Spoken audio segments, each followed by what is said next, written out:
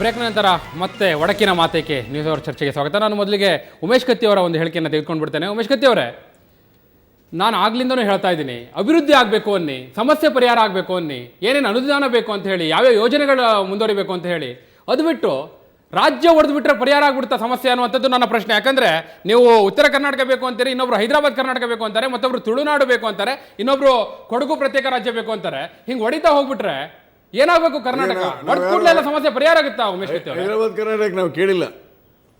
ನೀವಲ್ಲ ಕೇಳೋರು, ಬೇರೆಯವರು ಇದ್ದಾರೆ. ಹೇಳಿ ಉಮೇಶ್ ಕತ್ತಿ ಅವರೇ. 30 ವರ್ಷ ಈ ಭಾಗದ ಜನಪ್ರತಿನಿಧಿಯಾಗಿ ಕೆಲಸ ಮಾಡ್ತಾ ಇದ್ದೀನಿ. ನಾನು ಸರ್ಕಾರದ ಮಂತ್ರಿಯಾಗಿ 10 ವರ್ಷಗಳ ಕಾಲ ಕೆಲಸ ಮಾಡಿದ್ದೀನಿ.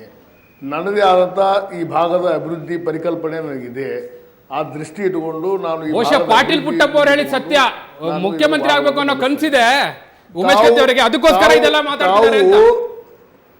ತಾವು ಪಾಟೀಲ್ ಪುಟ್ಟಪ್ಪ ಅವರು ಹೇಳಿದ ಮಾತು, ಮುಖ್ಯಮಂತ್ರಿ ಆಗೋ ಯೋಗ್ಯತೆ ಇದೆ ರೀ. 10 ವರ್ಷ ಮಂತ್ರಿಯಾಗಿ ಕೆಲಸ ಮಾಡಿದ್ದೀನಿ, 6 ಬಾರಿ ಶಾಸಕನಾಗಿದ್ದೀನಿ, ಒಂದಿನ ಮುಖ್ಯಮಂತ್ರಿ. ರಾಜ್ಯ ಹೊಡೆದ್ರೆ ನೀವು ಮುಖ್ಯಮಂತ್ರಿ ಆಗೋದಿಲ್ಲ, ಏನೂ ಆಗೋದಿಲ್ಲ. ಕರ್ನಾಟಕ ರಾಜ್ಯದಲ್ಲಿ ರಾಜ್ಯವನ್ನು ವಿಭಜನೆ ಮಾಡೋದ್ರಿಂದ ನೀವು ಮುಖ್ಯಮಂತ್ರಿ ಅಲ್ಲ, ಮಂತ್ರಿನೂ ಆಗಲ್ಲ. ಮುಂದೆ ಮುಖ್ಯಮಂತ್ರಿ ಆಗ್ತಾರೆ ಬಿಡಿ.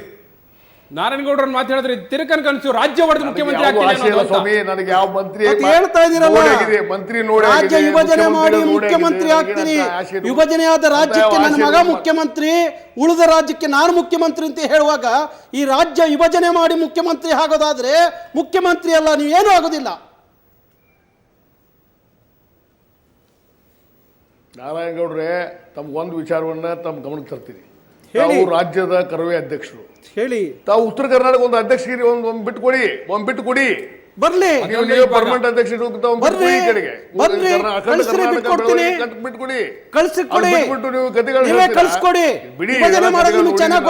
ಚೆನ್ನಾಗಿ ಗೊತ್ತಿದೆ ವಿಭಜನೆ ಮಾಡೋದು. ಕರವೇ ಅಧ್ಯಕ್ಷ ನೀವು, ಜವಾಬ್ದಾರಿ ಎಲ್ಲಾ ಜವಾಬ್ದಾರಿಯಿಂದ ಮಾತಾಡ್ತಾ ಇದೀನಿ. ನಿಮ್ಮಂಗೆ ಬೇಜವಾಬ್ದಾರಿಯಿಂದ ಮಾತಾಡ್ತಾ ಇಲ್ಲ. ನಾನು ಜವಾಬ್ದಾರಿ ಇಟ್ಕೊಂಡು ಮಾತಾಡ್ತಾ ಇದೀನಿ. ಅಖಂಡ ಕರ್ನಾಟಕದ ಕನಸು ಇಟ್ಕೊಂಡು ಮಾತಾಡ್ತಾ ಇದೀನಿ. ಆ ಕರ್ನಾಟಕದ ಮುಖ್ಯಮಂತ್ರಿ ಆಗಲೇಬೇಕಂತ ಛಲ ಇದೆ.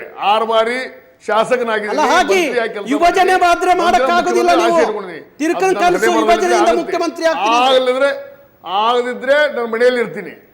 ಕರ್ನಾಟಕ ವಿಭಜನೆ ಮಾಡಿ ಮುಖ್ಯಮಂತ್ರಿ ಅಲ್ಲ, ನೀವು ಏನೂ ಆಗೋದಿಲ್ಲ. ಆದ್ರೆ ಇವತ್ತಿನ ಈ ಅಭಿವೃದ್ಧಿ ಬೆಳವಣಿಗೆಯಲ್ಲಿ ತೊಂದರೆ ಆಗದಿರೋದ್ರಿಂದ ನಾನು ಈ ಹೋರಾಟ. ಅಭಿವೃದ್ಧಿ ಬಗ್ಗೆ ಮಾತಾಡಿ. ನಾವು ನೀವು ಹೇಳೋ ಪ್ರಕಾರ ರಾಜ್ಯ ಒಡೆಯೋದಾದ್ರೆ ಆಲೂರು ವೆಂಕಟರಾಯರು, ಶಂಕರೇಗೌಡ ಪಾಟೀಲರು, ವಕೀಲರು, ಜಿ ನಾರಾಯಣರು ಅವ್ರ ರಕ್ತಕ್ಕೆ, ಅವ್ರ ಬೆವರಿಗೆ ಬೆಲೆನೇ ಇಲ್ವಾ? ಅದನ್ನೆಲ್ಲ ಮರಿತಾ ಇದ್ದಾರೆ ಉಮೇಶ್ ಕತ್ತಿ ಅವರೇ. ಇವರ ಸೀನಿಯರ್ ಪೊಲಿಟಿಷಿಯನ್. ಅದ್ರ ತ್ಯಾಗ ಬಲಿದಾನ ಸ್ವಲ್ಪ ಆದ್ರೂ ಬಹುಶಃ ಮನುಷ್ಯತ್ವ ಇರೋರಿಗೆ ಅವ್ರು ನೆನಪಾಗುತ್ತೆ. ಷಣ್ಮುಖಪ್ಪ ಅಂಗಡಿ ಪಾಟೀಲ್ ಪುಟ್ಟಪ್ಪನವ್ರು ಕೇಳಿ, ಪಾಟೀಲ್ ಪುಟ್ಟಪ್ಪನವ್ರು ಹೇಳ್ತಾ ಇದ್ದಾರೆ ನಿಮ್ಮ ಬಗ್ಗೆ ಪ್ರಯತ್ನ ಮಾಡಿ ಅಂತ. ಮಣಿತನದಿಂದ ಹುಟ್ಟಿ ಬಂದಂತ ನಾನು ಒಬ್ಬ. ಪಾಟೀಲ್ ಪುಟ್ಟಪ್ಪ ಇದು ಬೇಡ. ನಾನು ಅಭಿವೃದ್ಧಿ ದೃಷ್ಟಿಯಿಂದ ಕರ್ನಾಟಕವನ್ನು ಹೊಡಿಬೇಕಂತ ಕೇಳ್ತಾ ಇದ್ದೀನಿ ವಿನಾ ನೀವು ಇಲ್ಲದೆ ನಾನು ರಾಜಕೀಯವಾಗಿ ಜನರಿಗೆ ಸ್ಪಂದನೆ ಆಗಬೇಕು. ಸರ್ಕಾರ ನಮ್ಮದನಿಸ್ಬೇಕು. ನಾವು ಸರ್ಕಾರ ಈ ಅಖಂಡ ಕರ್ನಾಟಕದಲ್ಲಿ ನಾವು ಇದ್ದೇವೆ, ನಮ್ಮ ಅನಿಸಿಕೆ ಬರಬೇಕು. ಆ ದೃಷ್ಟಿಯಿಂದ ತಾವು ಹೇಳಿಕೆಗಳು ಕೊಡಿ. ಕಡೆಯದಾಗಿ ನಾನು ಬಸವರಾಜ ರಾಯರೆಡ್ಡಿ ಅವರ ಪ್ರತಿಕ್ರಿಯೆಯನ್ನು ಪಡೆಯುತ್ತೇನೆ. ಏನ್ ಮಾಡಬೇಕು? ಅವರು ಅಭಿವೃದ್ಧಿಗಾಗಿ ಹೊಡಿಬೇಕು ಅಂತಿದ್ದಾರೆ. ನಮ್ಮ ಅಭಿವೃದ್ಧಿ ಮಾಡಿ ಅಖಂಡ ಕರ್ನಾಟಕ ಮಾಡದೇ ಇದ್ರೆ ನಾವು ಪ್ರತ್ಯೇಕ ತಪ್ಪೇನಿದೆ? ಅಭಿವೃದ್ಧಿ ಆಗಬೇಕು, ಅದ್ರ ಮಟ್ಟಿಗೆ ಹೈದರಾಬಾದ್ ಕರ್ನಾಟಕ 371 ಉಮೇಶ್ ಕತ್ತಿ ಅವರ ಮೇಲೆ ಕೇಸ್ ಕೂಡ ಹೇಳಿಕೆಗೆ ಹಾಕಿದ್ದಾರೆ. ನಿಮ್ಮ ಮೇಲೆ ರಾಜ್ಯಾದ್ಯಂತ ಹೋರಾಟ ನಡೀತಾ ಇದೆ. ಇವರು ನಮ್ಮ ಮಿತ್ರ ಅಂತ ಉಮೇಶ್ ಕತ್ತಿ ಅವರು ಏನ್ ಮಾತಾಡ್ತಾ ಇದ್ದಾರೆ, ಅವ್ರ ಮಾತು ಅಸಂಬದ್ಧವಾದಂತ ಮಾತು ಮತ್ತು ಹುಡುಗಾಟಿಕೆ ಮಾತು. ಹೀಗಾಗಿ ರೆಡ್ಡಿ ಅವರು ಮೊನ್ನೆ ಹೇಳಿಕೆಯನ್ನು ಕೊಟ್ಟರು, ಅದು ಅದರ ಜೊತೆಯಾಗಿ ನಾನು ಹೇಳಿಕೆ ಕೊಟ್ಟಿದ್ದೇನೆ. ನೋಡಿ, ನಾನೇನ್ ಹೇಳಿಕೆ ಕೊಟ್ಟಿದ್ದೇನೆ? ಮೊನ್ನೆ ಹೇಳಿಕೆಯನ್ನು ಕೊಟ್ಟಿದ್ದಾರೆ, ಅದ್ರ ಜೊತೆ ನಾನೇನ್ ಹೇಳಿದ್ದೇನೆ? ಅಭಿವೃದ್ಧಿ ಕೆಲಸಗಳು ತ್ವರಿತ. ಈ ಉತ್ತರ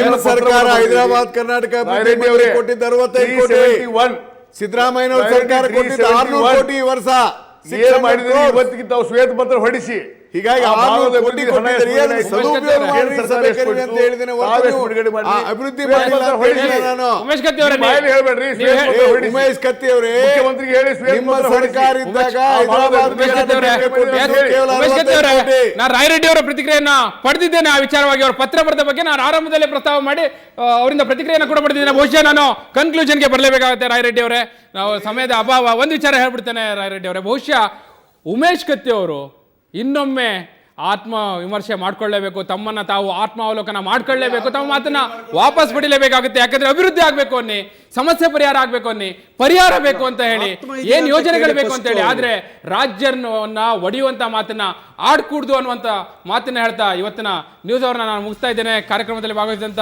ಬಸವರಾಜ ರಾಯರೆಡ್ಡಿ ಅವರು, ಟಿ ಎ ನಾರಾಯಣಗೌಡರು, ಉಮೇಶ್ ಕತ್ತಿ ಅವರು, ಭೀಮಪ್ಪ ಗಡದ್ದವರು, ಹಾಗೆ ದಸ್ತಿ ಅವರು, ಎಲ್ರಿಗೂ ಕೂಡ ನಾನು ಧನ್ಯವಾದವನ್ನು ಅರ್ಪಿಸ್ತಾ ಇದ್ದೇನೆ.